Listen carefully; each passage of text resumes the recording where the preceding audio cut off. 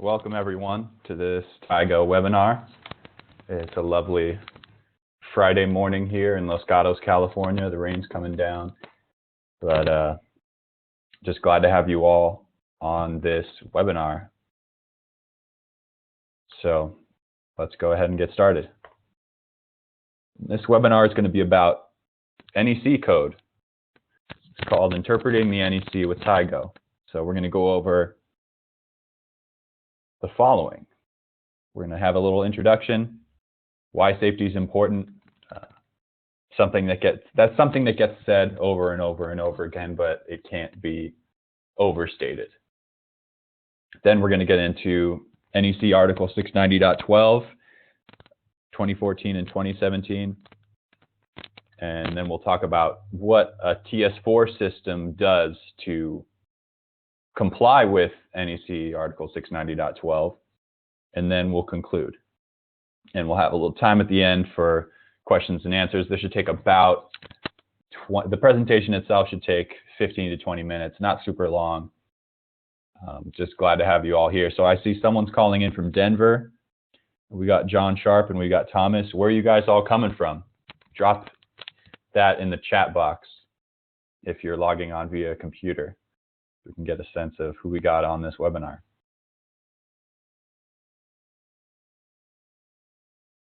Wow, Thomas, IBC Solar in Germany, halfway across the world. Thanks for being with us today. It's probably not the morning there, but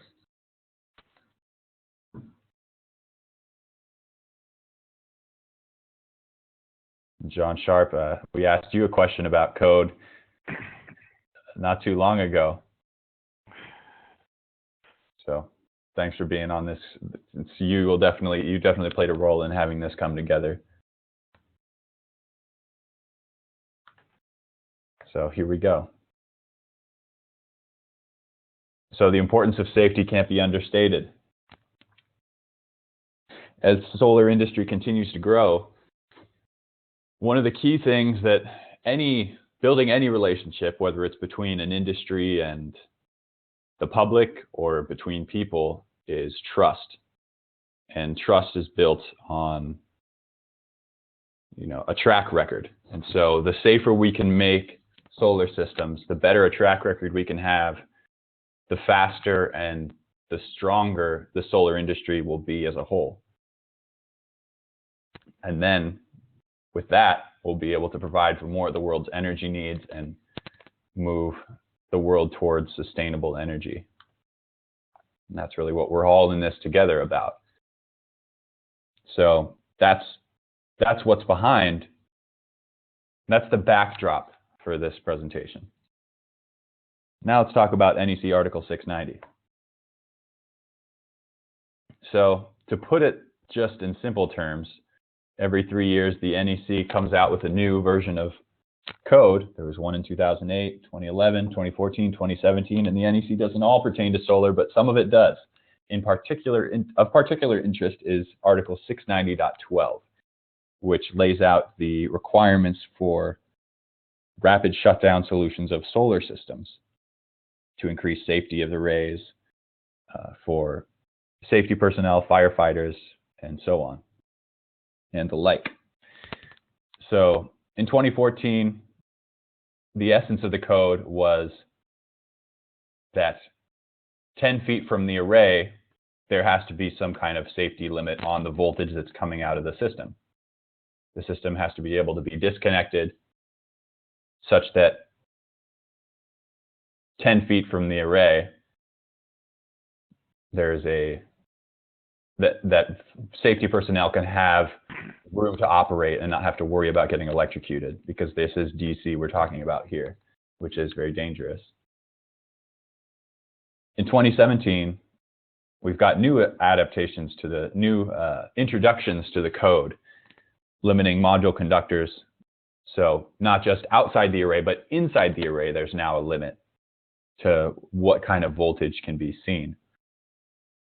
So let's dive a little bit into 2014, then we'll talk a little bit more about 2017, and then what 2017 looks like, what's coming, and then a little bit about global safety standards.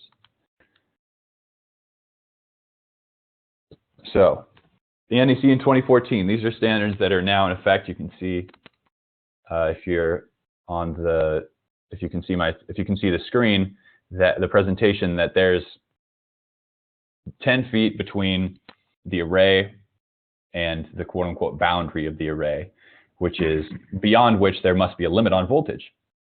And that voltage is under 30 volts within 10 seconds. So if a system has to be shut down, that system must, it's the conductors leaving the array boundary must be under 30 volts in 10 seconds. And that's the essence of it. Inside, that's the inside the array, there's no real limit on what voltage can be seen. If it's a residential system, evidently that's going to be 600 volts. If it's a larger scale system, commercial or ground mount, 1000 volts. But that's the essence of the code. It's very simple. And the whole point is to increase safety of personnel working outside the array boundary. But in the event that a firefighter has to go near the array, there's high voltage on that array, and that makes it dangerous. So that's some of the backdrop for 2017. So the array boundary shrunk. And inside the array, there's also precautions that need to be taken so that firefighters can work anywhere in the array and know they're not going to have to worry about too much about getting electrocuted. So the array boundary was defined in 2017, very specifically, that it's 1 foot from the array in all directions. So outside that boundary, there are certain limits, and inside that boundary, there are certain limits. And the code lays it out as follows. Outside the array boundary, similar to what was in the 2014 code, conductors must be under 30 volts within 30 seconds. So at first glance, okay, well, that's a slackening of the standards, because previously we had to have less than 30 volts in under 10 seconds. But there's an additional point to consider, and that's inside the array boundary. So a couple of other notes. So inside the array boundary, I'll get into a couple of notes in a moment, but inside the array boundary, controlled conductors are now limited to not more than 80 volts in 30 seconds. So in 30 seconds, the system not only has to have the conductors leaving the array be under 30 volts, but also the conductors within the array under 30 volts. And there's the couple of other notes I just mentioned are field labeling. There's a very specific way of labeling these systems laid out in the NEC. And then there's an additional note that if there are no exposed wiring methods or conductive parts 2.5 meters or 8 feet from the point where the system is grounded, the inside the array boundary limitations, the requirements, do not apply. So a little bit more about NEC 2017. In the case of the certification process, systems are now certified as a whole, all equipment included. So that's something that the code is continually adapting to, is the different ways that it addresses the market and the solutions to rapid shutdown therein. So there are UL listings for rapid shutdown solutions now, and those happen as system-wide solutions. So that includes the inverter, the modules, and the solution. So a system has to be able to comply in a real-world scenario where the system's actually set up and producing energy. It can't just be like a simulated environment, or an environment in which 600 volts is provided via power supply, and then the shutdown occurs within 10 seconds. The process is becoming more rigorous. And so TS4, the UHD core, this is the latest generation of Tigo technology. is certified with the list of inverters you can see here. So that's SMA, that's Ingeteam, Huawei, Fronius, Sungrow, Jinlong, Solus, Keiko. There's a long list there, and these are all specific solutions. So you know if you're using one of these inverters with TS4 UHD core, your system is going to comply with rapid shutdown.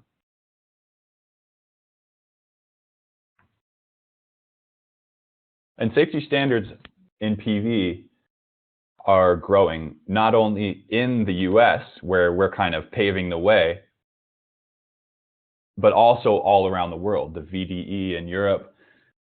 And as these standards grow, the whole industry, as a worldwide industry, is continuing to adapt these standards.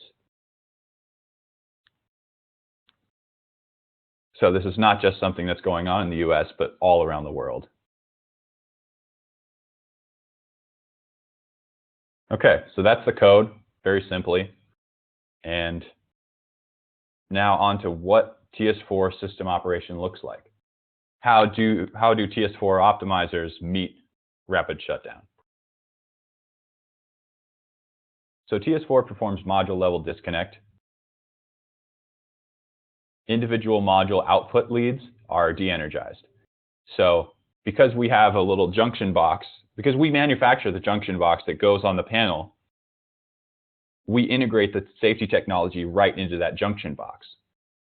So when rapid shutdown occurs, module leads drop to 0 volts. And with our integrated panels, meaning this is the TS4 integrated, this is the junction box, not the retrofit version. Module leads are at 0 volts, so it's just like the panel is a paperweight at that point. There's no voltage coming out of it. And so that makes it qualify for all international fire safety codes and NEC Rapid Shutdown. So in a traditional disconnect, where an inverter is switched off, there's still DC voltage present on the roof within that array boundary. And that's where we are right now with the 2014 requirements. But as 2017 comes into effect, module level disconnect or alternate forms of disconnect may appear. But at this point, module level disconnect is going to be required so that within that array boundary, voltage is down to 0 volts. And that's what TS4 does. So what does that look like? What's the system architecture? To have rapid shutdown compliant solution with Tigo, you need the modules to be equipped with TS4 and a pair of communication accessories, a Cloud Connect and a gateway. The Cloud Connect is sometimes integrated into the inverter, mounted on the wall next to the inverter. It is the data logger for the system, which connects the system to the internet, uploads information about the system, and also communicates via the gateway to your smart modules, meaning modules equipped with TS4. So the gateway is hardwired to the Cloud Connect. Gateways are just an antenna that just broadcasts a keep alive signal to those modules. And this gateway is constantly broadcasting that signal. Additionally, the modules also see that their inverter is pulling current from them during the day. And it's these two things that keep them online. These are the two keys. Number one, they see communication from their gateway. And number two, they see current draw from their inverter. So when the modules lose either one of these things, and they still have the other, they're going to remain on. In other words, if an inverter turns off at the end of the day, the modules aren't going to turn off because they're not going to go into rapid shutdown because they still see communication from their gateway. By the same token, if the Cloud Connect gets unplugged for some reason and the modules are still detecting current draw from their inverter, they're not going to turn off. So what it takes is both of these things missing. When the gateway is no longer communicating with its modules and the inverter is not drawing current, that's when the modules go into rapid shutdown mode. So the way to have a system meet rapid shutdown with Tigo is to connect the Cloud Connect via the same breaker that the inverter is connected to. Often what happens, there's usually two different ways that this goes. And one is installers tap the leads of the AC coming into the inverter and send that to the Cloud Connect. Then when the breaker is pulled for the inverter, the Cloud Connect also shuts off. So in that moment, the modules are going to lose communication and they're not going to see current draw from their inverter and they're going to shut down. The other way that this happens is more and more inverter manufacturers are integrating the Cloud Connect into their inverters. So this is Fronius as well as some others that are in development. And in this case, there's no need to tap anything. When AC gets cut off to the inverter, it gets cut off to the panels, the whole system goes rapid shutdown. And that makes a very, very simplified rapid shutdown process. Just by shutting off your inverter breaker, your system goes rapid shutdown, and there's no need to do any extra wiring for the Cloud Connect because Cloud Connect's already in the inverter, and then the inverter is wired to the gateway. So that's kind of the approach that Tigo has taken, is integrating into the inverter, integrating into the modules to bring new capabilities to solar systems without adding extra installation time or part count or, positions of failure. So here's what rapid shutdown looks like. This is an in-house test we did with a string of 8 modules. And you can see there's a timestamp at the bottom here. We've got initiation at 13 minutes and 55 seconds. And by 14 minutes and 2 seconds, meaning 7 seconds later, the system voltage is almost at 0 volts. So that's well under 10 seconds. And this shows, this is actually a test from this is from 2013, that our system met rapid shutdown. And we've continued to polish this system over the past few years so that not only are we certified to bring system voltage down, but we're also working with those new inverters to adapt to new code requirements.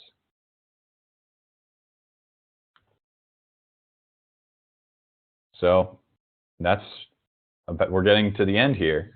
Let's just wrap up.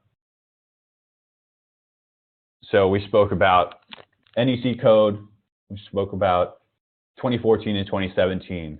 We're moving towards safety. Solar is becoming a safer and safer industry to increase adoption of the technology so that we continue to provide for the world's energy needs.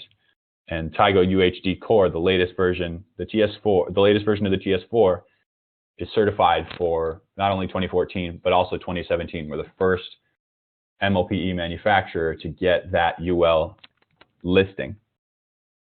And we all got a chance to see how that worked. So, and other people have had a chance to see how this worked. This is Matthew Pace. He's a fire captain over in, I think in Sacramento. And he was very impressed with our technology a few years back. And he said smart module power electronics can deliver module level rapid shutdown at cost-effective pricing and also provide solar installers more capabilities, compatibility, and an industry-leading warranty. So it's not like there's a huge cost adder to get this technology and meet code requirements and make a system safe, because it's all integrated into the module. And we work with module manufacturers all over the world. We work with JA Solar, Trina, Risen, Hanwha, iTech, ET, and the list keeps growing. And these module manufacturers are all behind what we stand for, the safety of the industry, the continued growth of the industry. And so that's where we're moving. That's our stand. And so I'd like to thank you all for tuning in today. Tigo is with you. And now it's time for questions and answers. And I already see Thomas has posted a question in the chat box here. He's asking, how does the gateway communicate with junction boxes? Wi-Fi, Bluetooth? And to answer your question, Thomas, first, that's a great question. The gateway communicates with junction boxes via 2.4 gigahertz Zigbee protocol. So very similar to Wi-Fi.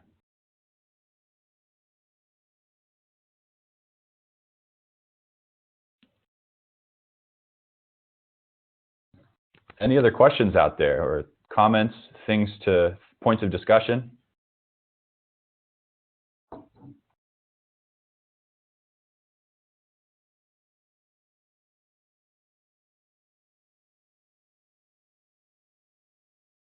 Welcome, Douglas. Glad to have you on board. We just finished the presentation. I'm more than happy to send you all this presentation. Thank you for being on board.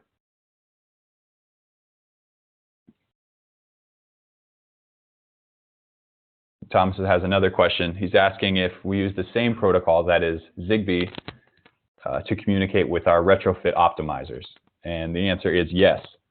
Same protocol, same technology, same junction box covers. The only difference is the way those junction boxes are mounted is different. So we mount them on an external bracket, an external box that's connected to the bracket of the module rather than the module's junction box itself.